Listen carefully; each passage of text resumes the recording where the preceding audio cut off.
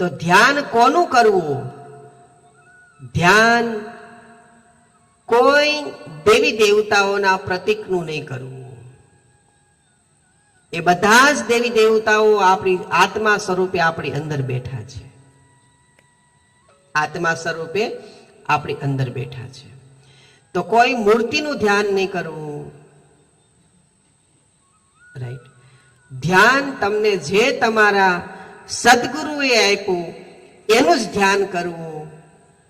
અને હવે ઘણી વાર અત્યારે લાઈવ સાંભળે છે ઘણા બધા લોકો, તો એમ થશે અમારી પાસે ગુરુ નથી, ગુરુ મંત્રય નથી. તો જ્યાં સુધી જે જીવને ગુરુ નથી મળ્યા, કે જે આત્માને ગુરુ નથી મળ્યા, એને એક પણ મંત્ર બહારથી લેવો પણ નહીં, સાંભળવો પણ નહીં. જ્યાં સુધી ગુરુ ના મળે ત્યાં સુધી, રાઈટ, ત્યાં સુધી એને કોનું ધ્યાન કરવું? તો એને પોતાનું ખાલી શ્વાસનું જ ધ્યાન ધરવું, બીજું કશું કાંઈ કરવું નહીં. શ્વાસ ઉપર ધ્યાન રાખો, સદગુરુ શ્વાસે શ્વાસે તમને ગોતી લેશે. તમારે ગુરુને ગોતવા નથી જવાનું. ગોળની ગાંગડી હોય ને એના એ કીડીને ગોતવા ન જાય, કીડી ગોળના ગાંગડાને ગોતવા જાય. બોલો હા કે ના? કીડી સાકરને ગોતવા જાય, કીડી કોઈ ખોરાકને ગોતવા જાય. એમ કીડી એ સદગુરુ છે, અને સાકર અને ગોળ એ શિષ્ય છે. હે ના?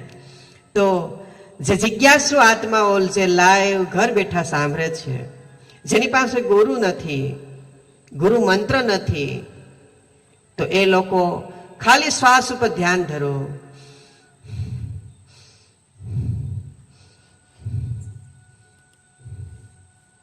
તમે આધ્યાત્મિક શક્તિથી, આધ્યાત્મિક વાઇબ્રેશનથી તમે ગુરુ પાસે આવી જ જાશો. તમારો આત્માનો ખોરાક લેવા તમે અવશ્ય ગુરુ પાસે તમારે આવવું જ પડશે. આ સચોટ ધ્યાનની જ્ઞાન ગંગા છે. ત્યારબાદ સતત તમે ધ્યાન ધરો એટલે તમને શ્વાસ ઉપર ધ્યાન તમારું જાય એટલે તમને સદગુરુ મળે. સદગુરુ મળે પછી તમને શબ્દ મળે. તો કયો શબ્દ આપે તમને? એક જ શબ્દ છે, હું હોય, તમે હોય, કે અખિલ બ્રહ્માંડના નાથ હોય, ત્રણ દેવતા હોય, બ્રહ્મા વિષ્ણુ મહેશ હોય, હનુમાન દાદા હોય, દેવી દેવતા હોય, કોઈ પણ હોય, કૃષ્ણ પરમાત્મા હોય, પીર પેગંબર હોય, કોઈ પણ હોય, એક જ શબ્દનું ધ્યાન ધર્યું છે, સોહમ, જે તું છો એ હું છું, હું છું તું છું. આ જ ધ્યાન ધરીને આ બધાય ભગવાનો ના નામ આજે અજરા ઝેરા થઈ ગયા છે. બધાય ગુરુઓ, સંતો, મહાપુરુષો, સિદ્ધો બધા આ નામે પાર પડ્યા છે. તો એ જ નામ તો તમને ગુરુ આપે છે. હવે એ નામ ગોતતા હજારો વર્ષો થયા, એ નામ ગોતતા હજારો વર્ષો થયા. એ નામ તો તમને ગુરુ અત્યારે મફતમાં આપી રહ્યા છે. એ નામ તો અત્યારે તમને આમ આપી રહ્યા છે. અત્યારે એ સોહમ નામને ગોતતા કેટલા વર્ષો થયા વિચારો. આ તમે જો આ મકાનમાં આપણે રહેવાના કેટલા વર્ષ થયા? આ મકાન કોન્ક્રીટ આ સ્લેબ વાળા મકાન બન્યા કેટલા વર્ષ થયા? તો કે ભાઈ હમણાં આ 20-25 વર્ષથી સ્લેબ વાળા મકાનો બધા બનવા માંડ્યા. બોલો હા કે ના? પેલા કેવા મકાનમાં રહેતા હતા? ધૂળિયા મકાનમાં રહેતા, નરિયાવાળા મકાનમાં રહેતા, ઉડી જાય વાવાઝોડાના, કેટલી કષ્ટીઓ પડતી.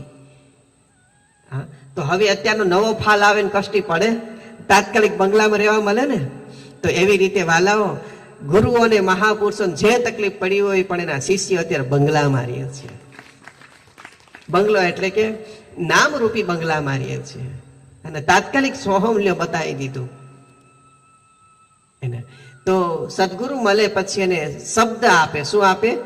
સોહમ. એ શુક્ર સોહમ આપે છે, તો કે જે તું છે, હું છું, હું છું, તું છો. બસ તારા ને મારાનું ધ્યાન કરવાનું, વચ્ચે કોઈ આવો જ ન છે બીજો. એના તો હવે આપણા અંતર્મનને કોણ જાગરણ કરાવે છે? હાલો, આપણા અંતર્મનને કોણ જાગરણ કરાવે છે? ગુરુ. કોણ? ગુરુ. ગુરુ તત્વ આપણા અંતર આત્માનું જાગરણ કરાવે છે. ગુરુની કૃપા થાય તો જ આપણા અંતર્મનનું જાગરણ થાય છે. એ જે અંતર્મન છે એ ગુરુ છે, અને બહિર્મન છે તું પોતે છો. છે કે નહીં? હે ને? એ બહિર્મન છે એ તું પોતે છો, અંતર્મન એ ગુરુ તત્વ છે. બસ બેયને એક તારમાં, સો એટલે તું, હમ એટલે હું છું. શું? સો એટલે તું છો, હમ એટલે હું છું. આપણા પૂર્વજન્મના ભાગમાં આવી ગયું છે. આવી ગયું છે કે નહીં? એના તો વાત અત્યારે એ જ આવી અત્યારે. એટલે 100 માં તમારે શ્વાસ લો એટલે 100 કરવાનું, હમ એટલે મને યાદ કરવાનો. મને એટલે કે આત્મા. અને આત્માનું જાગરણ કોણે કર્યું? ગુરુએ. વ્યક્તિ ગુરુ છે? કોઈ વ્યક્તિ ગુરુ છે? નહીં, એની શક્તિ ગુરુ છે. તો એની શક્તિથી જે જાગરણ થયો છે. એટલે હું અને તું, હું અને તારા વચ્ચે કોઈ આવવું જોઈએ નહીં. બે માણા વચ્ચે કોઈ આવે? બોલો, કોઈ આવે? બે માણસ વચ્ચે કોઈ ત્રીજો આવે નહીં. અને આવે તો એમાંય ઝઘડા થાય છે, ધારિયા ઉડવા માંડે. ઉડે જ છે ને એના. તો મારા ને તારા વચ્ચે કોઈ આવવું જોઈએ નહીં. રાઈટ? અને જે શબ્દ આપ્યો છે એ સદગુરુ છે. જે તમને શબ્દ આપ્યો એ સદગુરુ છે. શબ્દ મળ્યો એ સદગુરુ છે. આ સામે બેઠા એ ગુરુ નથી. શબ્દ જે મળ્યો એ સદગુરુ છે.